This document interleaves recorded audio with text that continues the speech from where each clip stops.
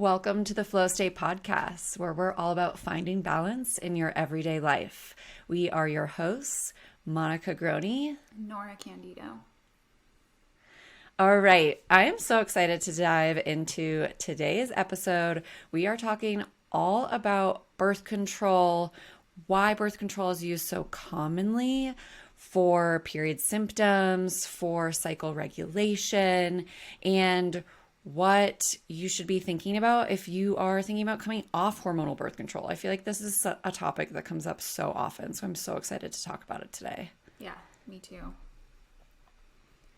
Okay, so I think one of the first questions that I want to ask you, Nora, and so Nora, maybe just again, introduce yourself and let everyone know why you are an expert on this topic. Thanks for saying that. Yeah, so my name is Nora Candido. I am a registered dietitian, and I have done a lot of research on this based on my own personal experience, things that I was navigating in my own hormonal journey, but also from my schooling and my background in nutrition education. So I love speaking about this topic. I think everybody deserves to have access to this information, and I'm so happy to chat all things birth control. Yeah, and quick personal question, but have you been on or were you prescribed birth control at any point in your journey? Yeah. So my story is long, and that's not for today. But when I first got my cycle, it was beautiful. We talked about this on the first episode. Super light in the beginning. I used what they called it, like a slender tampon. I don't even know because I haven't seen them since my first cycle 14 years ago. And then the next three came very quickly with no consistency. They were super heavy. I ended up missing 18 days of my freshman year of high school. And I went to my doctor and they were like, here, take this magical pill. It will help. And you know what? It did. And that's why, we can talk about why it works, how it works, why it makes people's PMS or all of their symptoms go away. But for me, it was such a Band-Aid solution. Like, it didn't address why that was even happening in the first place. Or if my doctor had been like, oh, this can be normal. Like, these are your first few cycles. It's going to take time for your body to figure it out. Here are some nutrition and lifestyle tips that you could be doing while you're getting your cycle more frequently, focusing on nutrient-dense foods, etc., and ways to just support my body better so it could figure it out on its own. I wasn't broken. Nothing was wrong with me inherently, but this pill that I ended up taking for 10 years masked all of those issues, and then they came rushing back as soon as I came off the pill. Yeah, I feel like that's such a common scenario. I know my story is very similar too. I had heavy periods, I was getting acne, and it was just like orthotricycline low, here you go, your problems are solved. And so I feel like that is like such a common quick fix with a doctor, with our OBs or our primary care physicians. Like, is there a specific reason that doctors are just prescribing this and handing it out like candy? Yeah, absolutely. And I think we're probably proof of that. It works. It's easy. It takes over. And the work that I do in my private practice and my passion is treating the underlying issues. But doctors don't have that capacity. When you're seeing 20, 30 people in a day, you don't have time to sit down for an hour and be like, here's how you care for your body at different phases of your cycle. And here's it's hard work, honestly.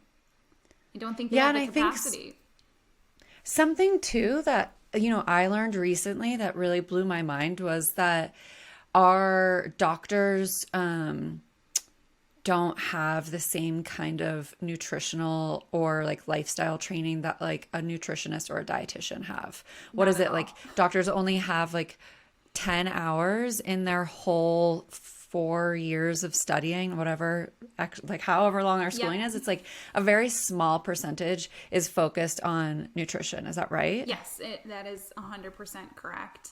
And I hope that programs are changing in the future to understand, especially coming from more of a preventative medicine lens. There are so many more things that we can be doing. But, there is a time and place for birth control. I'm not here to just demonize it. It's done a lot for women's rights, and it's a really important tool that we have, but it should not be abused. And there are certain situations, and I think letting people have the informed choice, giving people the decision, here's some of the side effects. You are at a significant increased risk for blood clots when you take birth control. Like, I did not know any of these things, and I don't blame my mom. I don't blame my doctor. I don't blame myself just because I was 14 and I trusted my doctor, right? Like, they're the one that has the authority in this situation, and it's like, okay, this is what you recommend. I'm going to do what you say. Yeah. Yeah, it's so true. I mean, I think we all respect our doctor's opinions, and it has become where we're scared to stand up for ourselves at points. But I think that people getting or being armed with this information is so important. And one of the things, just you kind of bringing up side effects and like understanding the side effects. I think there's also been a lot of myths that have come about with birth control. So maybe let's just bust a couple of those real quick before we dive into just how actually birth control does work. One of the ones that I hear often, and I've been sharing a little bit of my like trying to conceive journey on TikTok, and people are like, yeah, it's because like doctors are handing out birth control and birth control creates infertility. So like, is that true? I don't think we have enough information to make that direct cause and effect correlation. But I do think there's a big connection, and I see this in my practice now. And I think it's really invalidating. It dismisses people when they are coming off the pill and then their cycle doesn't return, or they're struggling and there are a lot of imbalances that are occurring while your body's trying to figure things out. And if your game plan in your mind, you're like, okay, I'm going to come off the pill today and I want to get pregnant tomorrow, it doesn't work like that. But fertility clinics still use birth control when they're doing fertility treatments for people to simulate, okay, we get the bleed on this day, so you should ovulate on this day. Like, they are still using it as a tool in their practice. So I don't think we can make that connection to say it absolutely causes infertility. But again, in my experience, and the longer that we're on it, the longer that we're shutting our brain off and it's not regulating our hormones from the inside out, we're relying on outside sources, those exogenous hormones to control our cycle. That, I think, the longer we're on it, the harder it is to turn off. The harder it is for our brain to turn back on and regulate this process on its own again. Yeah, and like you said, we don't necessarily have enough data on it to be blaming birth control for infertility issues, but it's almost like because birth control is covering up so much of what's actually going on in our cycles, and if we're taking it for a prolonged period, this is my opinion, but I think that some of those underlying issues are going unrecognized, which can create future fertility issues, right? Exactly. Because we're not getting to the bottom of our health issues because birth control is kind of covering that up. So I think that's a great segue to like, we hear it a lot. Birth control just covers up your symptoms. Yeah. What is birth control actually doing? Why does it help some people? And of course, like, it makes symptoms worse for some people too. So I feel like there's like a really strong 50-50 split of birth control making you feel better or worse. So what is it actually doing? Yeah. Oh, there's so much to what you just said there too that I want to touch on. But so again, it is this outside, and we're speaking specifically to oral contraceptives. So this is a blend of both estrogen and progesterone that we're taking in a pill form. So it's exogenous. Those hormones are coming from an outside source. And what it's doing is basically blocking the communication from our brain to our ovaries. Our ovaries are where majority of these hormones are made, specifically estrogen. And it shuts that communication pathway off. Because you're getting them from the outside source, your brain is able to kind of turn that pathway off. So in doing that, it's basically simulating menopause in our body because we're not ovulating. When our levels are just consistent across the board, there's no monthly fluctuations. That's why you might feel similar every single day. And that's a lot of what I hear when people transition off the pill is noticing different energy fluctuations throughout the month, their mood changing in different phases of their cycle, etc. Where on the pill, you might just feel pretty flat. I know a lot of people that when they started birth control, they started having a lot of mental health issues too. they did not feel like themselves, and they felt really low or flat, no energy, feeling more depressed or more anxious. And when you're playing with hormones, those are very common symptoms that we can experience because your body just doesn't know what to do with, maybe it's the amount, maybe it's the type or the form of those hormones coming in. The last thing, big myth here is even when we get a period, quote, I'm putting this in air quotes, when we're on the pill, it's not a true period. So because we don't have those fluctuations, the lining in our uterus, the endometrium, is never fully building up. So we don't have anything to shed. There's nothing for us to lose when we have a quote period. It's technically called a withdrawal bleed. So when you take that week of sugar pills or placebo pills or iron, whatever you call them, iron pills, that cutoff or the removal of the hormones, they don't contain the estrogen or the progesterone, is what simulates or tricks your body into thinking, okay, I'm about to have a period. But there's nothing, like, that's unnecessary when you're on the pill. Is that why when a lot of people, so our pill bleed or withdrawal bleed, whatever that is, you said like our uterine lining doesn't build up, so we have nothing to shed. Is that why a lot of people on birth control don't actually like even get a period? Is that like a common, or like what is that bleeding if there's no uterine lining? Yeah, exactly. And that's why there's a huge difference too in what you think your period blood might look like on your pill, which it's likely thinner, it might be lighter in color. It's because there's no like old blood hanging around from the previous cycle that's oxidizing. There's no thickening of that wall, so the consistency of the blood itself is a lot thinner. When we do come off the pill, and some individuals might experience thicker blood, they're like, oh my gosh, what is this?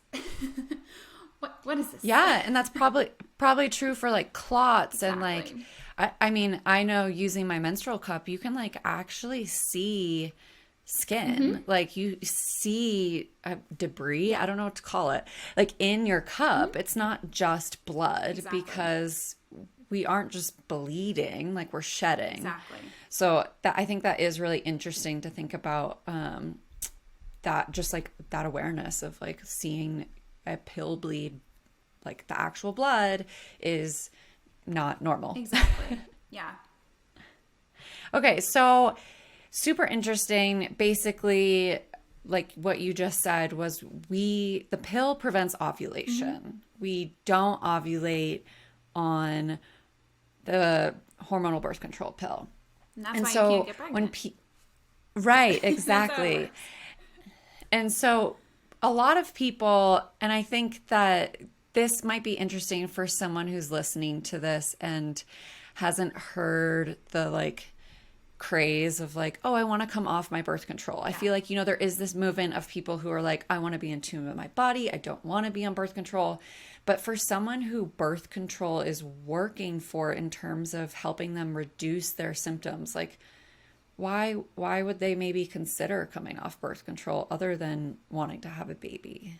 The first things that I hear from individuals that I work with when they come off the pill is they feel clarity. They feel more like themselves. They have more energy. They have more libido, sex drive. Like those things are quality of life. We're not meant to feel the same every single day. Those energy fluctuations, those changes in our libido, everything is designed for a reason. So that alone is obviously a huge benefit, but when we think about more of the side effects or the potential hazards of being on birth control, its relationship to gut issues especially, or if you are experiencing any of those mental health changes, the blood clot risk is higher. Those to me are the motivation to also come off the pill. It doesn't mean you have to get pregnant or you will get pregnant. And I think whoever puts you on the pill should be the one telling you how to come off the pill. And we're never really given like this exit ramp. Like there are things that I recommend we do for 3 months before we even think about coming off the pill, just to make that transition smoother, because that was not my experience. I feel like I got punched in the face when I came off of the pill with my symptoms coming back. And now, again, that's my whole hope in helping people through this transition, is to prevent all of those things from happening. Yeah, you just said so many things. At first, I just want to say, like, it's so true. The quality of life and us experiencing our natural energy fluctuations is like a true gift. So I think that that's a conversation we need to dig into on another episode sometime, of just like truly understanding what those energy fluctuations are and how we can align with them to really live to our full potential. But the other thing you were saying is there are certain things we can do when we decide we want to come off before just cold turkey. So what are some of those things? Let's dive into that. Absolutely. So the way that our body even processes birth control, like many other medications, is through our liver. So we really want to focus a lot on supporting our liver with nutrients coming from food and supplements, and lifestyle behavior things as well. So I'm just going to kind of rattle off a lot of those things, because the pill naturally depletes a lot of our B vitamins, and that's through the way that it's metabolized, if you're curious why it does that. So it's using a lot of those B vitamins, zinc, selenium, magnesium, vitamin C, and vitamin E. So the number one thing that I talk to people about before they come off the pill is starting a really good quality multivitamin. And this is where Maria is perfect for this. Like, it's literally designed for that. The amount of magnesium in this elixir is what I think makes a key difference for a lot of people too in the transition, is supporting their mood and if they're experiencing any sort of anxiety as well. But all of those vitamins that are being depleted, we need to help restore and rebuild those stores of those vitamins, because those are the essential building blocks needed for our body to even make the new hormones coming in. So if we never take time to replete, and then we come off the pill, our body's like, well, I'm SOL. Like, I don't have the necessary building blocks to even start this process. Yeah. Yeah, it's so interesting. And like, yes, it's amazing the amount of nutrients that are depleted by birth control. And it's not just birth control. Like, there are so many prescription drugs that deplete nutrients. And it's probably like because of how it affects our guts and how we, metabolize food and are able to absorb nutrients. But I think that that's just like such a mind-blowing thing that doctors don't tell us when they prescribe birth control, that we should also be adding in a really robust multivitamin to make sure that our bodies can still get the nutrients it needs. Exactly. So adding in a really robust multivitamin, it sounds like if you're on birth control, you should just do it anyways, even if you're not thinking about coming off. And then increasing some of those nutrient-rich foods around that time. What else? Is there anything else in there? So when I think about like liver support as a whole, I think about the things that tax our liver. So unfortunately, that is alcohol, it's sugar, it's caffeine. All of those are depleting our B vitamins, especially when they are being metabolized or broken down in the body. So limiting those things, especially while your body is going through this dramatic transition, is essential. For me, it's pretty non-negotiable. Other foods specifically that we can be adding in to support our liver are foods that naturally contain sulfur. So there's a whole process in the liver, sulfonation. It helps to break down, that's the main process. And this is our body's natural detoxifying organ. Like, all of our blood runs through here. This is where all the hormones are regulated. So it's essential that we are supporting this. So those high sulfur rich foods are arugula, anything bitter, dandelion greens, microgreens have the highest concentrations of sulfur. All the brassicaceae vegetables like broccoli, cabbage, cauliflower, Brussels sprouts, the ones that make you toot, that's for a reason. It's the sulfur in there, right? Eggs themselves contain sulfur, and even some dairy products, nuts and seeds as well. So I recommend my clients to have 2 servings of those daily, regardless of where you are. Like, our liver does such important things for us, we need to be supporting it. And 2 servings looks like 1 cup uncooked, half cup cooked. any of those things. Or the microgreens, they can just be eaten raw. You can do about a half a cup as well.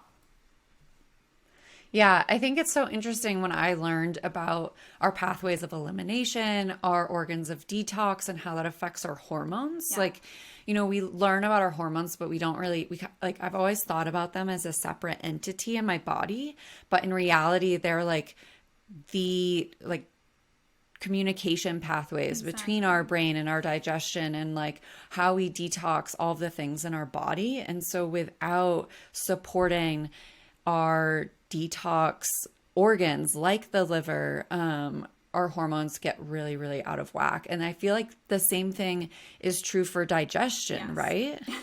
Yeah. So the liver is like the first stop for hormones, but once the liver has packaged things up nicely, it sends them on their merry way. They're traveling through our GI tract, our digestive system. There's actually a specific portion of our microbiome, so that's like the whole ecosystem within our gut that has the both good bacteria and quote bad bacteria, that they live harmoniously in there most of the time.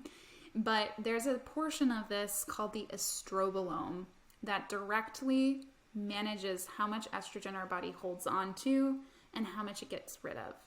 So when there's any sort of imbalance in that bacteria, in the microbiome, it's going to directly affect how much estrogen your body holds on to or gets rid of. I think that's a huge thing that we're not always addressing, and that's why I focus on the gut health side of things first. So while you're coming off the pill, while your body is transitioning, we need to make sure that that master regulator, our liver, and I call our estrobolome the second thermostat. For me, it's like the second place. And if we're not doing it in that order, it's not going to work. Things are going to go haywire. Yeah, super interesting. And I mean, they say like what, a raw carrot a day to like help with estrogen balance. Is that a true thing? Yeah, it's in the skin too. So don't peel them. You need it. The skin component is actually essential. Oh, like, interesting. So I didn't know that. Don't count, unfortunately. And also leave a little like soil on there. Those are good soil-rich, beneficial bacteria. It's a natural place for us to get them. Yeah, that's a great way to stimulate our estrobolome, but also just motility in general. Lastly, yeah. is like oh my God. The third stop is going to the bathroom. So if you're not going to the bathroom well, I mean like a good bowel movement, complete, feels satisfying every day, that's where we need to start. Because if your body has said, okay, we have enough hormones, we're going to get rid of the rest, and then it's just sitting in your body, in your colon, and not going anywhere, those things get recycled right back into your system. I see this all the time. And I can see it in the type of estrogen that gets recycled, but that's what's causing the PMS symptoms, the breast tenderness, the acne, the cyclical migraines, the cramping, the heavy clots. All of that is because your body is just not able to get rid of that estrogen effectively. Yeah, I think I didn't realize that until, looking at the charts of your hormones, and it literally is like a roller coaster ride, right? It's going up and down and up and down. And if we think about that, like if things go up in our body, the only way to get rid of them is through excretion. Exactly. And so we think like, how does our body excrete? Like, well, we poop, we sweat, like all of these things. And so if we're not actually like taking a dump every day, we're not dropping that estrogen off at the pool. Like we need to drop the estrogen off. Other things too. Like, I mean, it's all cholesterols, hormones, other things. So it's essential. And so, yeah, some other things you just brought up in terms of excretion that are helpful in supporting our liver as a whole is sweating.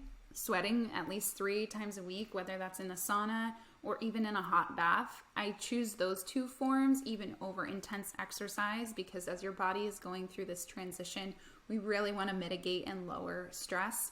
So yes, stress can come from exercise too, but we need to support and sweat to get some of those things out. So that's why I prefer like infrared sauna or regular sauna or a hot bath. Something that hopefully most people have access to is a hot bath. Yeah, I think that that's a really good point. we hear over exercising can make our periods go away. And so obviously, yes, there is a lot of stress that is put on the body through movement. Of course, daily movement is great for us, but at a certain level, it can be also harmful. Exactly. My kind of broad recommendation is limiting workouts to about 30 minutes or less, honestly, when we're healing hormones, and choosing more restorative movements, more yoga, more Pilates, more walking, stretching than the high intensity boot camps and HIIT classes and things. And it's temporary. This is not your forever, but knowing that it might help to prevent some of those issues down the road and stressing out your thyroid, and that causes a whole nother downwind effect on your hormones. Yeah. Okay. So we've talked about when coming off, bringing nutrient levels back up, replenishing micronutrients. We've talked about reducing things that are going to affect our liver and improve our liver health. So, like eliminating the caffeine, the alcohol, the stress, and then also thinking about our gut health. And so, thinking about how we are metabolizing and excreting the necessary things while also just being able to actually absorb nutrients. So, what else in terms of pre coming off? What should we be thinking about? Yeah. So again, as we talked of how birth control works in the first place, of shutting off that communication pathway. So it's called the HPA axis. It's our hypothalamus, the pituitary, and the adrenals. That axis also goes to our ovaries, the HPO axis. So when we're coming off the pill, we want to do everything in our power to support that communication pathway, which is also our nervous system. It's through the vagus nerve. So I talk a lot about nervous system support and vagus nerve exercises, and these are fun. These are really fun. Do you know any of these? No, this is the first time I'm hearing about this, and so I'm actually super interested. I'm like, I feel like I need to do this. Oh my gosh. Okay, cool. I love that I'm inciting this info for you. Yeah, so the vagus nerve, it is bidirectional, meaning it sends signals from our brain to the rest of our body, but it also is receiving those messages from other parts in our body and sending them back up to our brain. So, briefly, when we talk about like the mind-gut connection, if there's anything off in your gut, it's also sending signals back up to your brain saying things are really off and you might feel unwell, like depression, for example. So ways that we support this pathway as a whole, it is a nerve. It runs parallel to our spinal cord. So anything using our throat and having any sort of vibration is what can stimulate the vagus nerve. So things like humming, that vibration right behind your throat box, is going to stimulate the vagus nerve. Gargling, anything, water, whatever liquids, for like 2 minutes a session. Chanting, like when we think about, especially in a yoga class, you might chant the word Om. There's legit reason for that. It's the vibration that helps to stimulate that pathway. Yodeling. So I don't know many yodelers. I don't know about you. Maybe they do more so in the countryside, but still that vibration pattern. But also things like meditation, deep belly breathing, all of those things are very, very calming for our nervous system and help to just soothe things overall and really help to stimulate the vagus nerve. I'm going to have to howl at the moon more often or something. I feel like that would work. Oh, it definitely work. Definitely work. Singing, chanting at your full moon circle. Yeah. Oh my God. I love that. I think that's so cool and it can really become like a mindfulness practice for people too, right? It's just like working in a moment where you're connecting with your body a little bit deeper. So that's super, super interesting. And just having to create these pathways and like reinvigorate things that get halted from birth control. Exactly. And yeah, some other kind of things just supporting that HPO axis specifically. It needs vitamin C to function. So again, that can be found in Marea or eating naturally vitamin C rich foods, right? Citrus, even broccoli, peppers, all contain natural sources of vitamin C. Sleep is essential. This is something that we definitely need to be prioritizing when we're focusing on our hormonal health. And, that looks different for everybody, but somewhere between 7 to 9 hours is ideal. And that's, again, another non-negotiable for me. Even being intimate, having sex has been shown to be beneficial. So when we orgasm, especially, there's a lot of those feel-good neurotransmitters and hormones that are released, and endorphins post-sex that we experience that are super helpful. They're very calming for our body. So if you needed a reason, if your partner needed a reason, there you go. Things that pathway also can benefit from is sodium. So this speaks more to our adrenals. They function off of sodium. So we need to be having enough salt in our diet. I love, especially if we're eating more whole foods and we're not getting sodium naturally, having one electrolyte beverage a day, I think, is an easy way for us to incorporate it, or sprinkling iodized salt onto your meals. It needs to be iodized to support our thyroid. I also like adaptogens. It's one that I like to lean on, but there are some contraindications for people. So this is very individualized. I wouldn't just go start taking one without talking to your provider. There are different types, different amounts. If you have an autoimmune issue, you might not be recommended to take certain ones. If you have blood pressure issues, etc. So this is it is more medicinal than anything else, but they can be really helpful, especially things like ashwagandha, supporting anxiety and helping your body make this transition a little bit easier. Yeah, I'm so glad you touched on that, and just that, there are so many things that should be individualized, whether it's adaptogens or herbs or things like that, just because everyone has different needs and their body's functioning different. So that's such a good thing. And the salt thing is really interesting. I guess I didn't really realize that. I mean, I definitely salt my food pretty often. But yeah, I would never think of like doing an electrolyte drink just to like support thyroid and hormones. Yeah. That's really interesting. I notice if people feel like no matter how much water they drink, they always feel thirsty, or their urine comes out just clear, you might not be retaining or holding on to that water to even rehydrate your cells. You might need a little bit more of those electrolytes, sodium, potassium specifically, to help your body actually retain and use the water that you are providing it with. But that's another thing. When we have some adrenal issues, you might notice craving more saltier foods or sweet foods. And that's specifically because your adrenal glands are using those electrolytes. So it's an easy way, kind of nice little blanket. And now, there's infinite options out there. I don't know. Do you incorporate electrolytes when you run?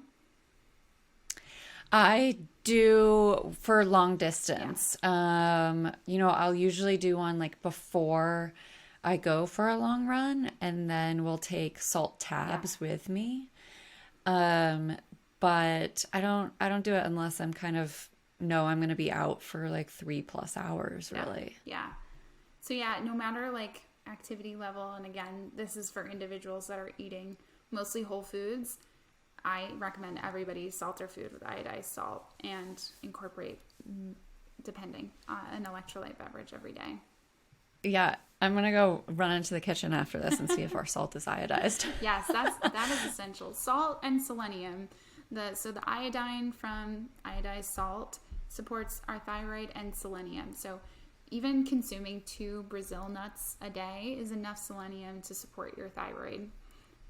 There is also some selenium in Maria as well. Yes, exactly. Awesome. Okay, so this is kind of like all of the things you can do leading up to and once you've come off, but like what should someone kind of expect when they like no longer taking birth control? What is that journey like in terms of getting back to a quote unquote normal cycle? Yeah, no, I think that's a great question. So I would be remiss not to talk about nutrition, as I am a registered dietitian, and I think a really important thing to also reduce stress in our body while we're making this transition, while your body is trying to come off of the pill, is making sure we're just getting adequate nutrition in general. The composition, sure, it's something to focus on. We want to get enough fiber that helps us go to the bathroom. We want to get those complex carbohydrates for energy, enough protein, enough fat fat is the building block for a lot of our hormones. So I don't recommend fasting at all. If you are a menstruating person, it is a source of stress. And I always recommend people to start eating an hour within waking as a way to also get their metabolism going, get their motility moving, and another way to just reduce stress overall in the body. Yeah, and I just want to emphasize real quick. I even this week, someone in our DMs was saying like, "Oh, how many carbs is in your product? Because I don't eat carbs." And like, can we just talk about really quickly the importance of complex carbs for menstruating people? Yeah, I mean, we definitely should do like a whole episode on maybe keto or paleo or low carb in general and its impacts on our menstrual cycle, but absolutely not recommended. We need carbohydrates. It's our brain's primary source of fuel. And I think something that can be helpful to think about when you are eating them, or if this is maybe a food that you've limited in the past, or you have a label on it for some reason, identifying like, where did that even come from? What is telling you to do that? If your body is craving carbohydrates, there's a reason. It's energy, it's fuel, and it's essential. And again, those are part of the building blocks to even make our hormones. So in order to have happy hormones, we need to be incorporating adequate amounts of carbohydrates. And that number is completely individualized. I'm never going to throw out numbers, recommendations, macronutrients here, but that is something that should be a part of your diet when you are, period. It should be a part of your diet, period. But especially when we're healing our hormones, we need to make sure that we're getting enough. Yeah, and so what are some of the like really solid complex carbs that people should be incorporating and have no guilt about? Yeah. I mean, I always lean on those, especially starchy vegetables. We're entering into the fall right now. It's squash season. I love butternut squash, acorn squash. Oh my gosh, I introduced someone to my favorite squash, delicata squash. If you haven't tried it. I saw you post about delicata this week and I was like, oh my God, I was just thinking about delicata squash because there was this like dish at a restaurant I had last fall and I was like, ooh, I want to make that. It is my favorite. It tastes like candy. So yeah, those starchy vegetables, which even incorporates carrots on that list, any sort of legumes, beans, chickpeas, lentils, quinoa, those are all, quinoa's actually a seed if you didn't know. It's not a grain. So those are great ways for us to incorporate a lot of those complex carbohydrates into all of our meals. Amazing. Okay. So glad we touched on that. And yes, we'll have to do, I think, a larger episode all about like the importance of carbs and why women shouldn't be keto. Because like the amount of people who are like, oh, I'm keto. And you're like, oh no. Yeah. Like your poor body is screaming for help. Yeah. No judgment though. I mean, I've tried a lot of things too. I totally get it. But yeah, I think okay. Your original question was like, what can we expect when we're coming off the pill? Like, what does this timeline kind of look like? And we just talked about a lot of different things to be doing. And I would say pick one or two that you can focus on that feels very doable, super realistic. You can commit to doing this every day to support your body, and even telling yourself like, I'm doing this to support my hormones. I'm creating this boundary in my life. I'm putting my phone away an hour before bed. I'm prioritizing my sleep because I'm prioritizing my hormone healing, etc. And the more you just tell yourself like, there's a reason, there's a reason we're doing this. I think that really helps people to make some behavior change. But overall, I expect about a 3-month window before there are any hormone changes. And there's a reason for that too. So the follicles, which we need like a whole anatomy lesson here, but we're born with all of the eggs we're ever going to have. We don't create eggs later on in life. But the follicle, which is like the house for the egg, takes 90 days to grow. So when we think about like any changes in a 3-month period, It's because that follicle is taking 90 days. So the next follicle to be grown and released of that egg, that cycle is when you can expect to see some changes. So I really like to give people like a 3-month timeline. Okay, you're trying to conceive. Let's focus on these things for the next 3 months after coming off the pill before we start trying. Like getting your body prepared mentally, physically, etc. Really looking at that 3-month window. I don't know about you, but a lot of my symptoms showed up at like the 3 to 4 month range after I came off the pill. I was like, oh, okay, we have acne now. This is cool. Yeah, I feel like I'm so glad that you said this like 3-month period thing, because it's something that we even say with our product, right? Of like, you may see like results in the first month. That's probably like the magnesium, helping you feel calmer and sleep better and all those things. But at the end of the day, it does take like, give yourself 3 months to see what your body's really experiencing and changing, especially introducing nutrients, because it takes that long for our bodies to adapt. Yeah. So it's so important for us to like recognize those things and like hear them over and over. We're so used to getting immediate results from like prescription drug, from just taking ibuprofen, like this like quick fix. And unfortunately, when we're doing things from like a deep rooted place, and I hate to say the right way, but I believe that this is like, a nourishing, proper way to support our bodies, it takes freaking time. Yeah. I think it is really hard, especially if you are told or taught that it doesn't really impact things. So if your expectation is, okay, I'm going to come off the pill and I'm going to get my cycle and we're just going to move on, no one has given you this information that we're telling you today, that's not realistic. That's the abnormal, that's the outlier experience. That's not the normal experience when we're coming off the pill. So yeah, being realistic about it, I think, is helpful. Yeah, and I really love too that you like brought us all kind of back to reality of, we talked about so many things today that you should do, and at the end of the day, like pick 2, like do something that's realistic for you. We're sharing this information not to overwhelm you or not to make you feel like you're not doing it right. Absolutely. Or inadequately. We're trying to just equip you with a range of things that can be supportive if you are considering going off the pill, if you're on the pill, if you're in the transition off of the pill. Like, there is so much you can do, but really commit to 1 or 2 and see how it goes. One of my kind of last questions, I think, is, so say someone has done a lot of the right things, they have come off the pill, and it's been 3 or 4 months, and they are still just spiraling. Like, symptoms are back with a vengeance. Like you said, like acne is back, and they are just like, oh my God, I want to go back on the pill because I just can't take it. Like, what should someone's action steps be in that instance? Yeah. And that's typically where people call me.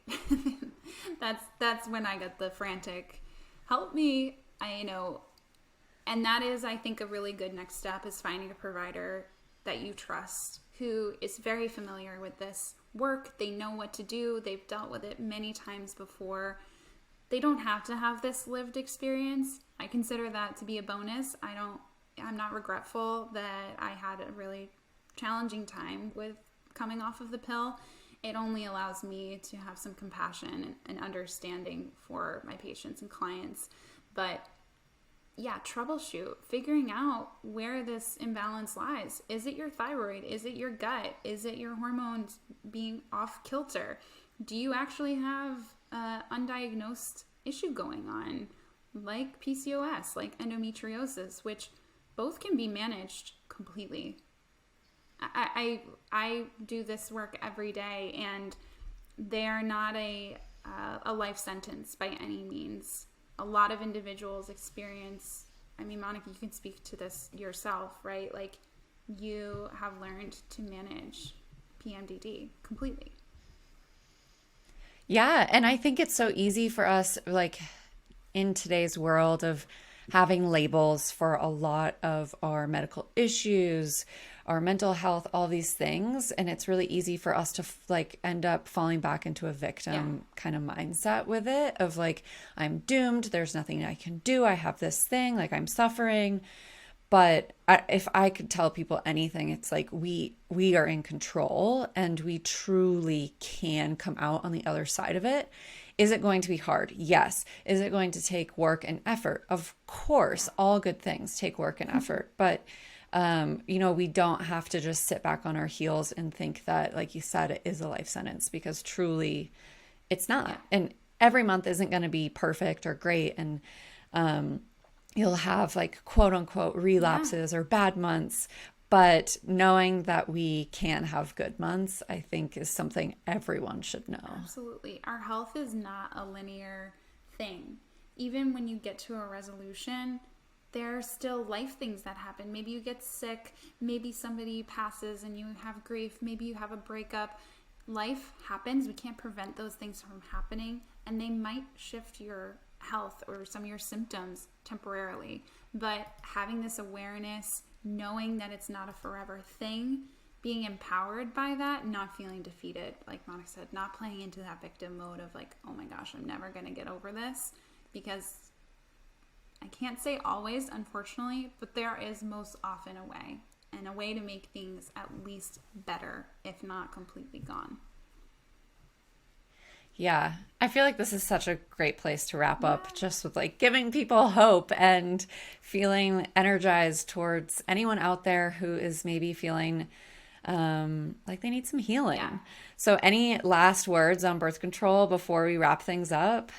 I think it has a time and a place. It's done beautiful things, but it's not for everyone. It doesn't need to be the only option. Coming off of it does not mean you will get pregnant or that you need to get pregnant. And there are so many benefits to living life without the influence of outside hormones. Believe me. Yeah, I think there's no shame in either Yeah. side, right? Being on birth control or being off, it's mostly just about knowing our options, knowing the side effects, knowing what it's doing to our body. And that education and knowledge is the most empowering thing. So that's what we're here for. We are not here to shame anyone. We have obviously both been on both sides of it, been on birth control, been off birth control, and we just hope that you feel armed with the information that's going to help you make the right decision for you. Okay, well, everyone, thanks for tuning in to the Flow State podcast, where we're all about finding balance in your everyday life. If you learned something in today's episode, we would love for you to, of course, subscribe and leave a review on your podcast platform of choice. And we hope you will join us for our next episode next week. Yes, and share, Bye, everyone. share it with your friends.